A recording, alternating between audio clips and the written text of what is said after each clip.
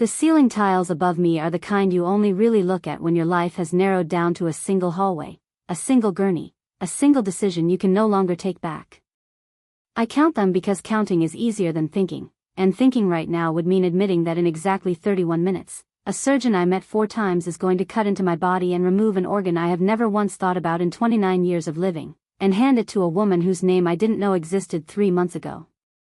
There's a particular kind of silence that exists in preoperative hallways, one that has nothing to do with the absence of sound and everything to do with the absence of certainty. Nurses pass by with clipboards. A monitor somewhere beeps in a rhythm that isn't mine yet but soon will be tracked just as closely. And somewhere down this same corridor, behind a different set of doors, a woman named Renata is being prepped too, her body waiting for a piece of mind the way a starving field waits for rain. I want to tell you this story started with some grand, cinematic moment of clarity, some thunderbolt of purpose that struck me awake in the middle of the night and set me on an unstoppable path toward selflessness. That would make for a cleaner story. It would also be a lie. The truth is messier, stranger, and far more human than that, because the truth is that I found her the same way I find everything now, buried in an algorithm, sandwiched between a cooking video I never finished watching and a stranger's vacation photos, scrolling on autopilot at 1 in the morning with the particular emptiness that comes from consuming content instead. Else a chance to keep everything. If you had told me 6 months ago that I would be here, not watching this story unfold on a screen, but living inside it, tubes and consent forms and a hospital bracelet cutting slightly too tight around my wrist, I would have laughed you out of the room. I was not the kind of person who did things like this. I was the kind of person who liked things like this, double-tapped things like this, felt a brief flicker of something warm in my chest and then closed the app and made dinner. But somewhere between that flicker and this hallway, something shifted, and I need you to understand exactly how, because the answer isn't as simple as, I saw a video and I cared. The answer is longer than that. The answer is this entire story. It was a Tuesday, which feels almost insulting in retrospect, because nothing about a Tuesday prepares you for it becoming the hinge your entire life swings on. I'd had one of those forgettable days, the kind that blur together into a single gray smear of commuting and emails and microwaved leftovers, and I was lying in bed with my phone 6 inches from my face, doing the thing we all do when we're too tired to sleep and too wired to put the phone down. The algorithm had learned my patterns well by then. It knew I'd linger on home renovation videos, skip past anything political, pause a half-second longer on dogs than I'd ever admit out loud.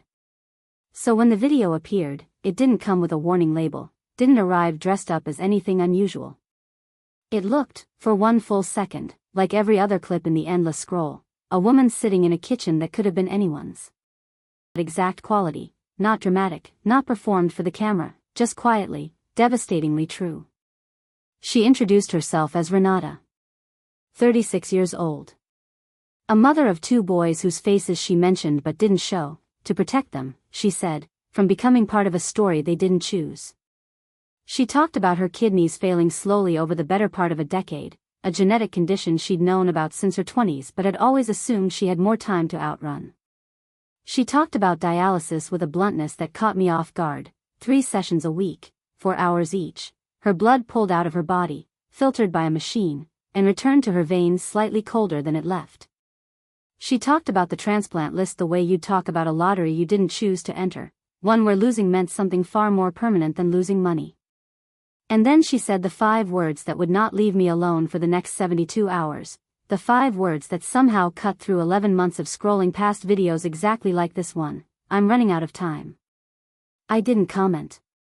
I didn't share it, didn't send it to a friend with some caption about how, this is so sad, before moving on to the next thing, the way I'd done 100 times before with 100 other strangers' pain. I just sat there in the dark, phone screen dimming from inactivity, her voice still somehow louder in my head than the silence of my apartment. I told myself I'd think about it in the morning. I did not think about it in the morning. I thought about it every hour, in fragments, for 3 straight days, and I still. Scrolling through the handful of other videos she'd posted, not polished content, not anything designed to go viral, just a woman documenting her own survival in real time because the alternative was silence, and silence hadn't gotten her anywhere in 8 years of waiting.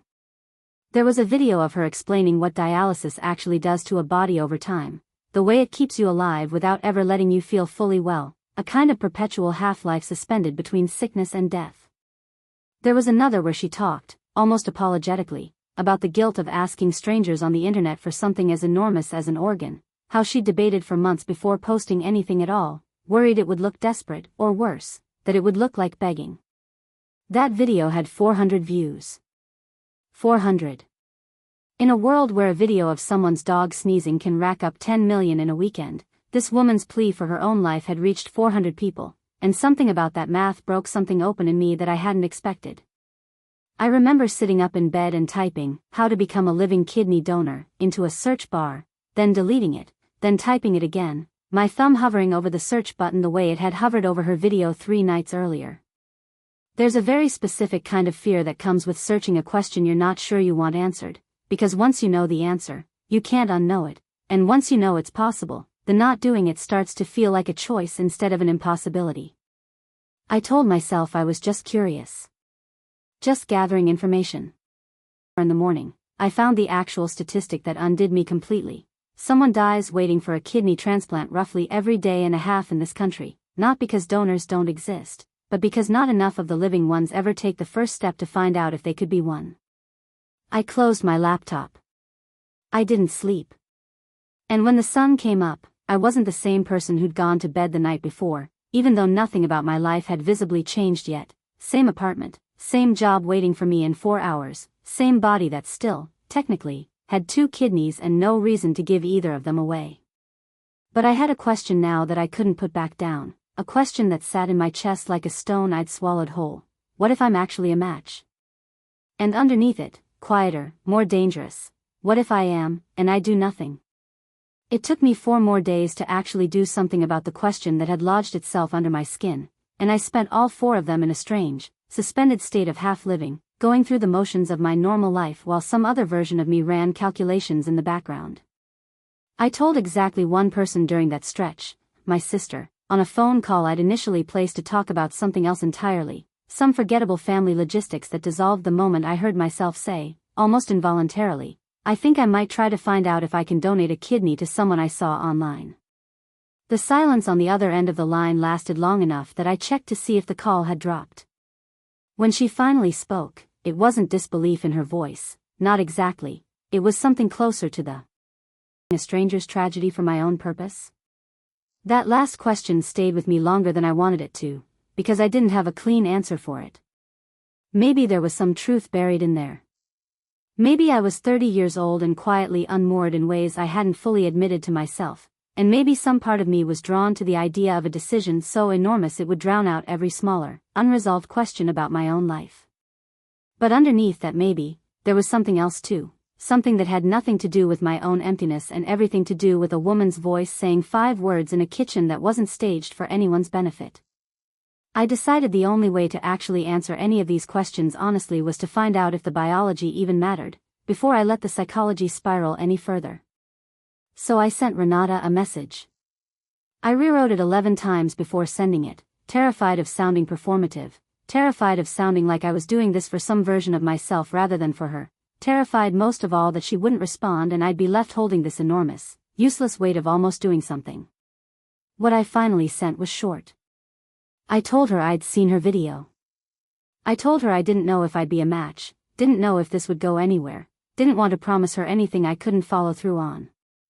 I told her I wanted to find out. 3 hours later, though it felt, checking my phone every 11 minutes, like 3 days, she responded. Her message was shorter than mine, and somehow heavier for it. She thanked me for not disappearing after saying something like this, because apparently I wasn't the. I filled out the intake form that same night, hands unsteady in a way I found almost embarrassing for someone who hadn't even had blood drawn yet. The intake form led to a phone call, and the phone call led to a blood draw appointment, and somewhere in that sequence of small, bureaucratic steps, the whole thing stopped feeling like an idea I could quietly abandon and started feeling like a machine I'd climbed inside of, one that was now moving with or without my permission. The transplant coordinator who called me, a woman named Priya, brisk but not unkind, the kind of voice that had clearly delivered both good news and devastating news enough times to have found a steady, professional middle ground for both, walked me through what the next several weeks would actually look like. Blood type compatibility first, the most basic filter, the one that would either end this before it began or let me take one more step forward. Then, if that cleared, a longer battery of testing, tissue typing, cross-matching, a full workup of my kidney function, my heart, my overall health, because apparently donating an organ isn't just about whether you're willing, it's about whether your body can survive the willingness. She told me, almost gently, that most people who start this process don't finish it, and she wasn't saying it to discourage me, she was saying it so I'd understand that walking away at any point, for any reason, was not just allowed but expected to be a real possibility, and that no one, not her, not the hospital, not Renata, would think less of me for it. I remember feeling a strange, defensive flicker at that, some part of me wanting to insist. A bandage, the whole thing over in less time than it takes to order coffee, but the 2 weeks of waiting for the results afterward stretched out like something out of a fever dream. I checked my email obsessively. I found myself, at odd hours, doing the strange mental math of imagining both outcomes simultaneously, the version where I wasn't a match, where I could tell myself I'd tried, where the guilt would eventually fade into a story I told at parties about the time I almost donated a kidney to a stranger from the internet. And the other version, the one that scared me more, where I was a match, and the theoretical decision I'd been quietly making in my head for 2 weeks would suddenly become very, very real. Renata and I texted sparingly during that stretch, both of us circling the topic without landing on it directly, both of us, I think, protecting ourselves from hoping too visibly. She sent me a photo once, unprompted, of her 2 sons at a birthday party, faces angled just enough to stay anonymous, and the caption underneath simply said, "This is who I'm doing all of this for." I stared at that photo for a long time. Then, on a Thursday afternoon, sitting in my car in a grocery store parking lot for no reason other than it was where I happened to be when my phone buzzed, an email arrived from Priya with a subject line that made my stomach drop before I'd even opened it: initial compatibility results. I sat in that parking lot for nearly 4 full minutes without opening the email, which I recognize now as its own kind of small insanity, driving myself to the edge of a discovery and then refusing to look over it, as if not knowing could somehow. The email said, I was going to have to know it eventually, so it might as well be now, in a parking lot, alone, where I could react however I needed to without an audience. The blood type was compatible. Not a guarantee of anything further. Priya had been clear that this was only the first and easiest hurdle, the biological equivalent of clearing your throat before a much longer conversation, but it meant the door hadn't closed. It meant the next several weeks of testing were actually going to happen instead of being called off before they started. I felt something in my chest that I want to call joy, but that was really closer to vertigo, the specific dizziness of watching a door you weren't sure you wanted open swing open anyway. I called Renata before I'd even fully processed the results myself, which in hindsight might have been unfair to her, handing her hope before I understood the shape of my own feelings about it, but I couldn't not tell her. She was quiet on the phone for a long moment, and when she finally spoke, her voice had cracked in a way I hadn't heard from her before, not in any of her videos, not in any of our messages. She told me she'd trained herself over 8 years not to let herself feel anything when good news arrived, because good news in this particular life had a habit of curdling into disappointment a few weeks later: a donor who backed out, a match that fell through during secondary testing, a false alarm dressed up as hope. She said she wasn't going to let herself feel anything yet with me either, and I told her that was fair, that she should protect herself however she needed to, even as winded and strangely emotional afterward, a full-body CT scan that mapped every internal detail of me onto a screen for a room full of strangers to evaluate. Each test felt like another small verdict, another point at which the universe could say no and end this before it truly began. I started to understand, in a way I hadn't from any article I'd read at 4 a.m, that donating an organ isn't a single decision made once in a moment of clarity. It's dozens of decisions, made over and over, at every single appointment, every single needle, every single form that asked me, in slightly different language each time, whether I was absolutely certain I wanted to keep going.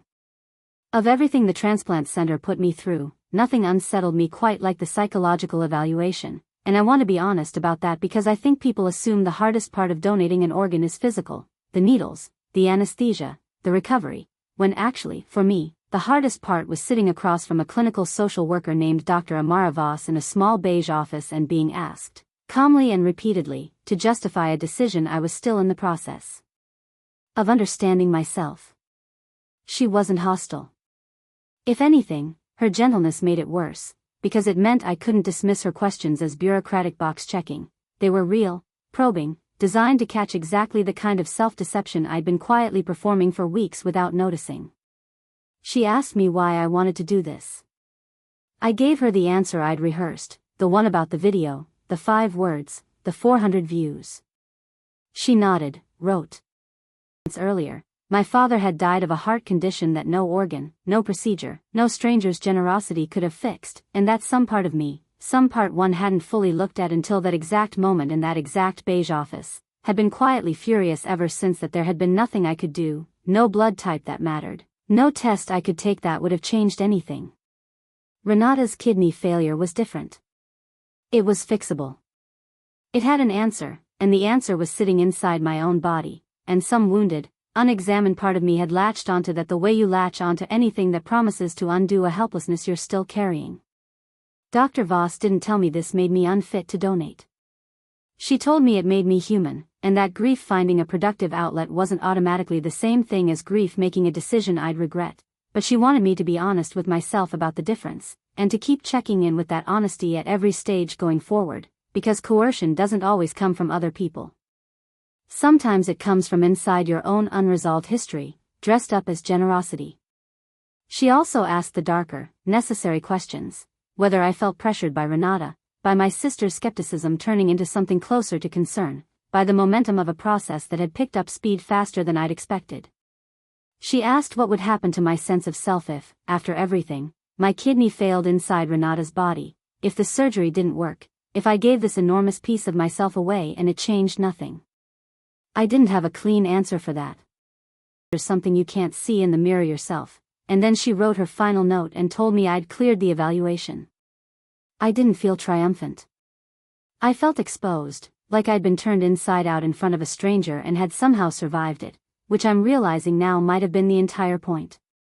Word travels strangely once you stop keeping a secret and start living it out loud, and by the time I'd cleared psychological evaluation, most of my inner circle knew what I was moving toward, whether I'd told them directly or they'd pieced it together from the appointments eating holes in my calendar.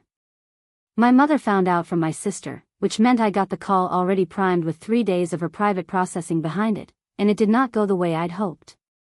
She didn't yell. My mother has never once yelled at me in my life. She just went very quiet on the phone, the particular quiet that's louder than shouting, and asked me if I understood that I would be entering an operating room electively, with no medical necessity of my own, purely on the strength of a video I'd watched at 1 a.m.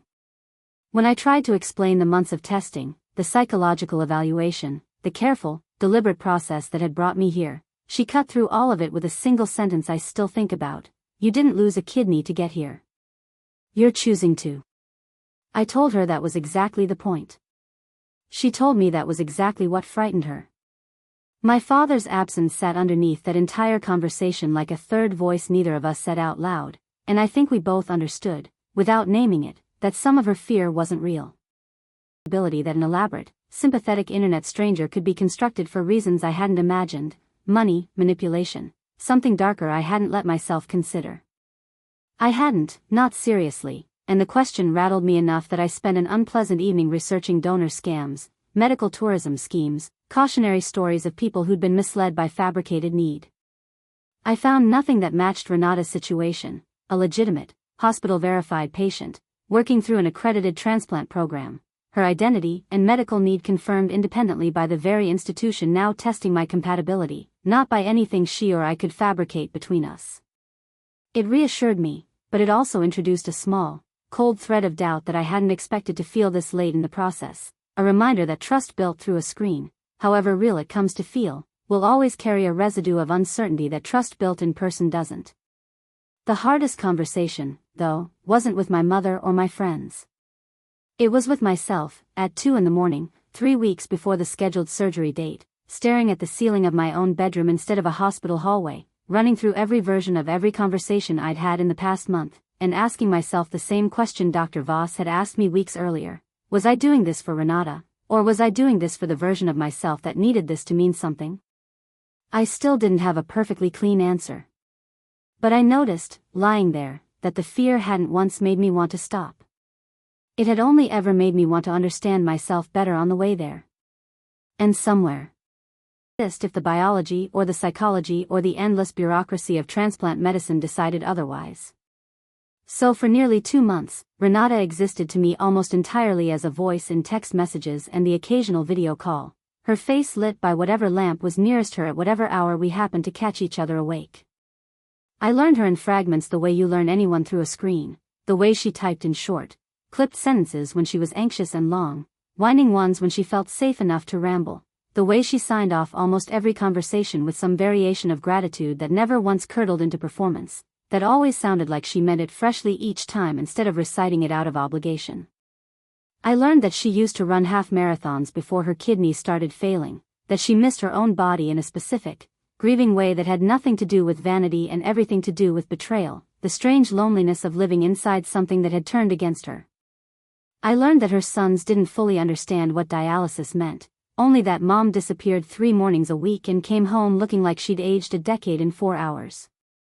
When the final round of testing cleared, cardiac clearance, psychological sign-off from both sides, surgical scheduling locked into an actual date on an actual calendar, we finally agreed to meet.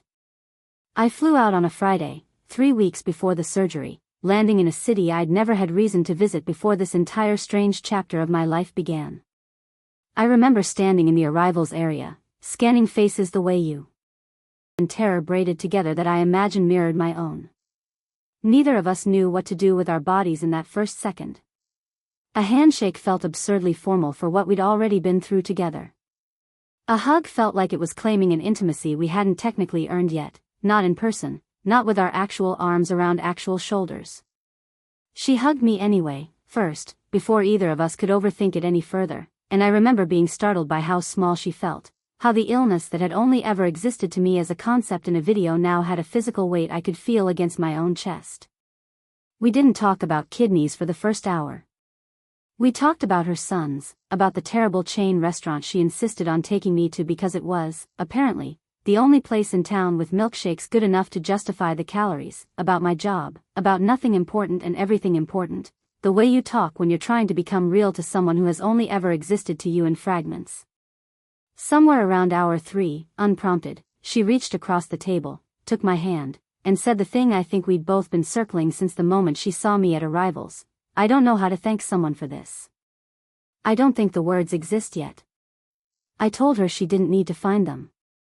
I told her that somewhere in the last 2 months, this had stopped being about a stranger on the internet and started being about a friend I was terrified of losing before I ever really got the chance to know her properly. She cried.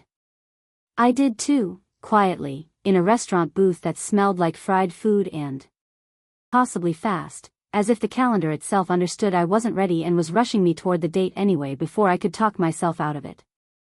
I flew back to the city permanently 5 days before the scheduled procedure, per the transplant center's protocol, checking into a hotel 2 blocks from the hospital that would become, for the better part of 2 weeks, the strangest temporary home I'd ever known. Renata and I saw each other every day during that stretch, and something about the proximity of the surgery seemed to strip away whatever careful distance either of us had been maintaining before.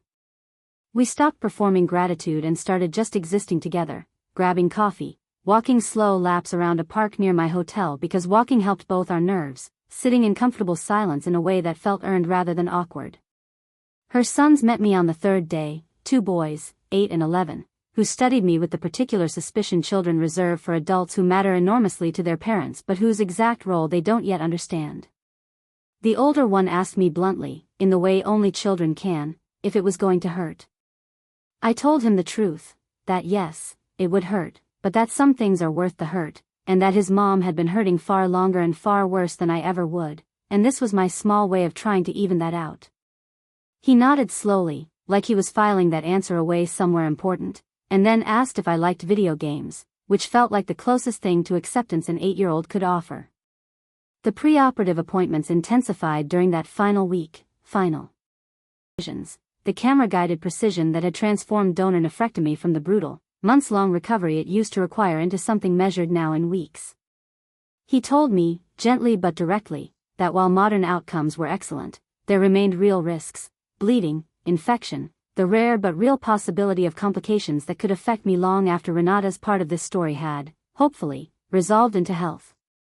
I signed consent forms that used language I made myself actually read instead of skimming, words like irreversible and permanent that had a different weight now than they had 4 months earlier when this had still been theoretical. 2 nights before the surgery, unable to sleep, I called my mother. We didn't argue this time. She simply asked if I was scared, and I told her yes, more scared than I'd let myself admit to anyone else, and she said the thing I hadn't realized I needed to hear until she said it, that being scared and being certain weren't opposites, that you could hold both at once and still be making the right choice. She flew out the next morning, unannounced, showing up at my hotel room door with a suitcase and an expression that dared me to send her away. I didn't. I don't think I could have gotten through that final night without her sitting beside me on a hotel bed that wasn't mine, in a city that wasn't mine, waiting for a morning that would change both our lives in ways neither of us could fully picture yet. I woke up before my alarm, the way you do when your body already knows the day is too significant to sleep through, staring at a hotel ceiling in the gray, uncertain light just before. Comfortable clothes I'd been told to wear home in a few days, as if my body would be in entirely different shape by the time it needed them. The hospital admitted me at 6 in the morning, a full 3 hours before the scheduled start of surgery, and those 3 hours turned into their own strange, suspended country, full of small procedural moments that each carried outsized emotional weight. A nurse wrote my name on a whiteboard in the pre-op bay. Another checked my identification band against my chart 4 separate times, a redundancy that should have felt tedious but instead felt oddly comforting, proof that no one in this building was moving carelessly with what was about to happen to me. Renata was somewhere in the same building, being prepped in her own bay, and the hospital allowed us 5 minutes together before they separated us for good until it was over, 5 minutes that neither of us filled with anything profound, both of us too raw for speeches, both of us settling instead for her holding my hand and saying, simply, "I'll see you on the other side of this," which somehow felt like the only sentence large enough for the moment without being too large. My mother kissed my forehead the way she used to when I was small and sick with fever, and I watched her force her own face into something steadier than what she must have actually felt underneath it, a performance of calm I recognized because I was giving one too. Dr. Cho came by to check on me one final time, running through the procedure once more not because I needed the information repeated but because, I think, he understood that hearing a steady, familiar voice walk through. I didn't, not really. 3 months of research and testing and conversation had answered nearly everything askable, leaving only the unanswerable things, the ones no doctor could resolve no matter how thoroughly they explained the procedure. What would it feel like, on the other side of this, to be a person with 1 kidney instead of 2? Would some essential part of me feel different, diminished, altered in a way medicine couldn't measure? I didn't ask those questions out loud.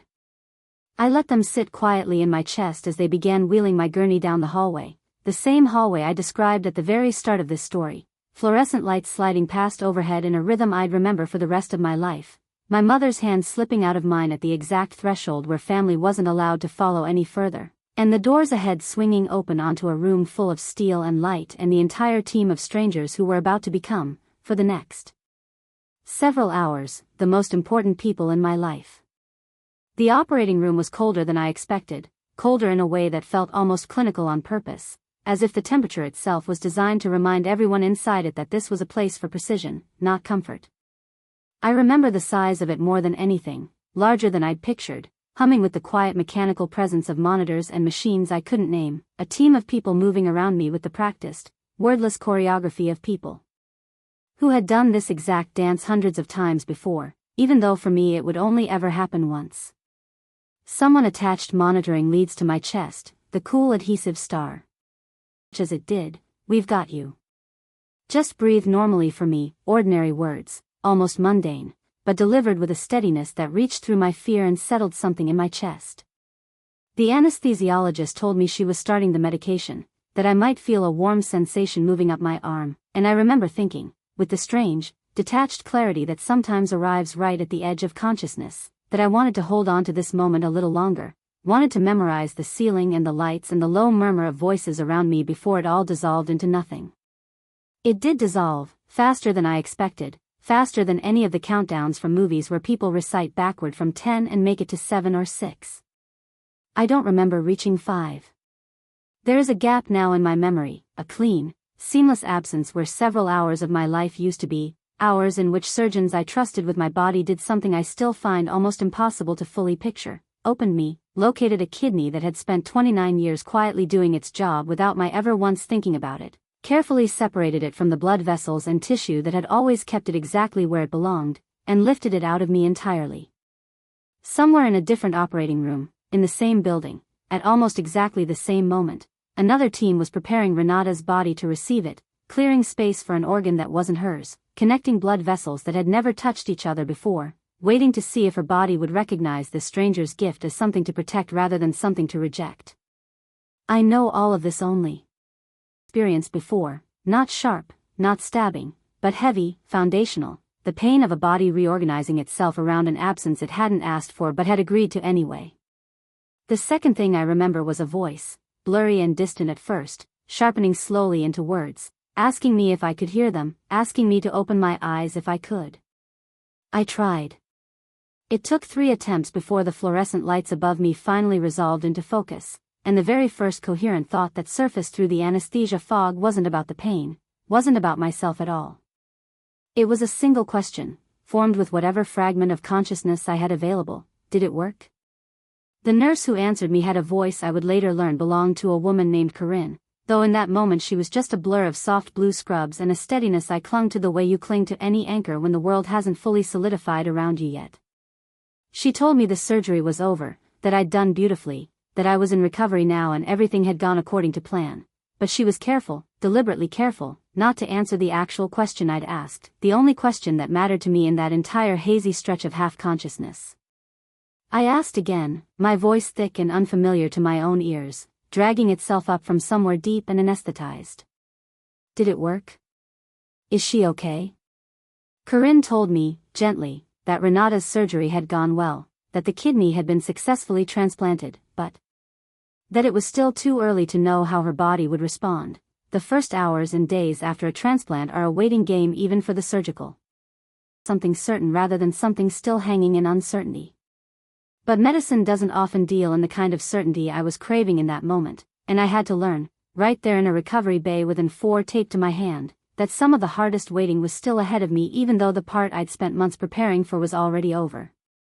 My mother was allowed back within the hour, and the sight of her face when she walked in, relief so total it nearly buckled her knees, told me more than any medical update could have about how frightening those hours in the waiting room had been for her, watching a clock, watching a door, waiting for news about a son who'd elected to put himself through this. The first full day of recovery blurred into a rhythm of pain management, careful walks down hospital corridors that my body resisted with every step, nurses checking incisions that stung sharply enough to remind me, every few hours, exactly what had been removed and why. But it was the second day, nearly 36 hours after I'd first opened my eyes, when Dr. Cho appeared at the foot of my bed with a different expression than I'd seen from him before, something looser, warmer, permission finally granted to feel something other than clinical caution. Renata's new kidney was functioning. Not just surviving, not just tentatively holding on, but actively working, producing urine at a rate her medical team described as textbook, her creatinine levels already dropping toward normal ranges faster than the average recipient's.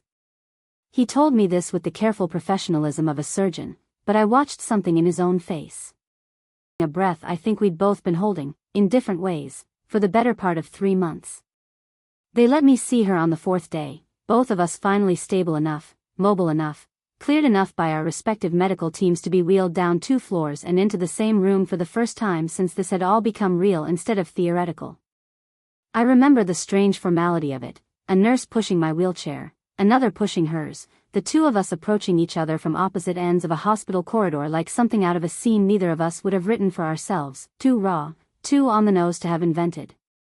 She looked different than she had 3 weeks earlier in that restaurant booth, paler in some ways from the surgery itself, but there was something in her face I hadn't seen in any of her videos, hadn't seen even in person before this, a kind of color, a vitality sitting just beneath the surgical exhaustion, as if her body had already begun, in some small and cellular way, to remember what it felt like to not be fighting itself. Neither of us said anything for a long moment once the wheelchairs stopped a few feet apart. There didn't seem to be words sized correctly for what had actually happened between us in the last 4 days, a piece of my body now living inside hers, working, filtering, doing exactly what it had always done, just for someone else now, someone who needed it more than I ever had. She reached out first, her hand finding mine across the gap between our chairs, and I felt her fingers tremble slightly, whether from weakness or emotion I couldn't tell and didn't need to distinguish. It's working. Of it, so I just held her hand and let the silence do the talking neither of us had words for. Her sons visited later that same afternoon, and the older one, the 8-year-old who'd asked me weeks earlier if it was going to hurt, walked straight up to my bed instead of his mother's, looked at me with an expression far too solemn for his age, and said, "Thank you for fixing my mom," in a voice that cracked something open in my chest more thoroughly than any of the medical language of the past several months ever had.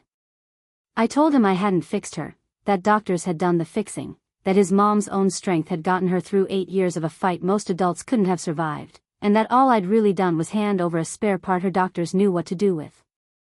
He didn't seem entirely convinced by my modesty, and honestly, in that moment, holding his small hand while his mother slept a few feet away with a working kidney inside her that used to belong to me, I wasn't entirely convinced by it either. There's a particular kind of exhaustion that settles into you after a moment like that, not the physical exhaustion of surgery, though that was certainly present too, but the deeper exhaustion of finally setting down a weight you didn't fully realize you'd been carrying until the moment it lifted. I slept better that night, in a hospital bed with an 4 still taped to my hand and an incision still healing beneath a bandage, than I had in the entire 3 months leading up to this point. The discharge process took longer than the surgery itself had felt, or maybe it only seemed that way because every minute of it was moving me closer to a version of a careful, incremental return to normal activity, regular follow-up blood work to monitor how my remaining kidney was adapting to doing the work of a body that would, over the coming months, quietly compensate in ways medicine still doesn't fully understand, the remaining organ growing slightly larger, slightly more efficient, absorbing the responsibility its twin had carried away.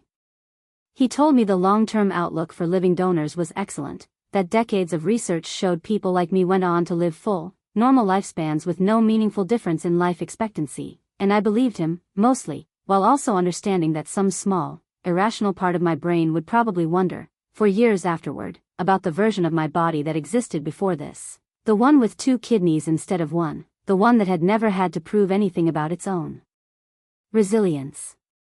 Renata was discharged 2 days after me, her recovery tracking ahead of the typical timeline in a way her medical team described as encouraging without overpromising, the particular caution of people who've learned that transplant medicine punishes premature celebration.